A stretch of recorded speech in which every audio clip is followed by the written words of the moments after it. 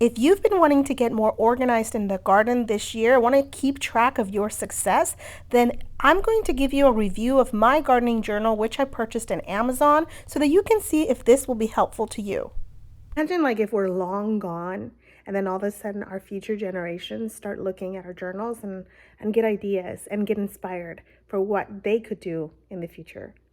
My name is Cynthia and I help people create outdoor spaces that they absolutely love.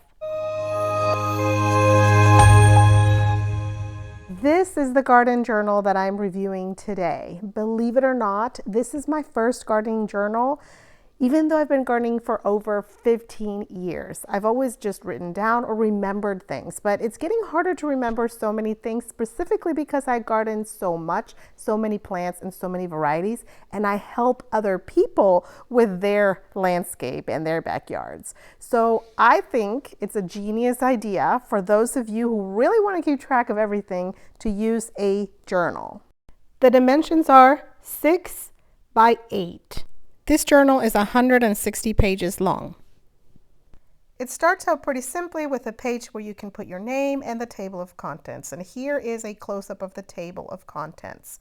Then you will see that there are heat zones for both Canada and the United States, which I find pretty cool. Then you have your tools checklist, but more importantly, you have a compost bin record. So for any of you who are really wanting to improve your composting methods, this is a good logging of your date started, the day you turned it, and then when it's ready to use. This could really help you figure out exactly what makes great compost.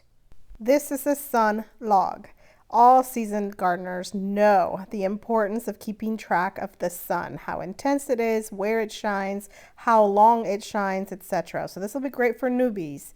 The next page is a tips page, which I find kind of irrelevant. And then the next page goes into companion planting, which is a very basic, quick reference for companion planting. This next section is about a year in review. So your goals, and then also your observations about your maintenance, your soil, your weather conditions, pests and diseases, and then your reflections overall about your garden. And then they give you the section where you can put it all together and kind of see it all at a glance. For those of you who like the diary format, they give you a couple pages for you to just freely write your thoughts, and then it goes into the plant diary. Now this section I'm going to use to keep track of my success. I have a video where I used it for seeds and I wrote down how I'm using it for that. I'll share that video either at the top or in the comments below, but I wanted to also share that you have retrospection for 4 years. So this will say year 1, 2, 3, and 4. And I haven't decided if that's good or not, if I'll stick around with one journal for 4 years. I must also mention that this is the majority of this journal. This is 104 pages like this. I would be thrilled if you commented down below what journal or journaling system you use and how that works for you, because I would love to find out how to help the rest of the community get organized with all of the things that we have to do in the garden, which is so much fun. The last few sections of the journal are really like blank pages because they ask you to put pictures in there, which I would never do. I just keep them on my phone. And also to create my own index, I probably won't do that. I would have rather had like pockets to be able to put stuff in. All right, so what's the final verdict? Is this worth investing in? It's $11 plus some change at Amazon. Do I think it makes a difference? Look, you could write things on a piece of paper, and I have tried that method in the past and it's never worked. I always lose the pieces of paper, or they just don't keep me as organized as something that's nicely bound and designated for your garden. Another cool thing is that newbies are gonna love it because it's gonna really prompt them to write things down.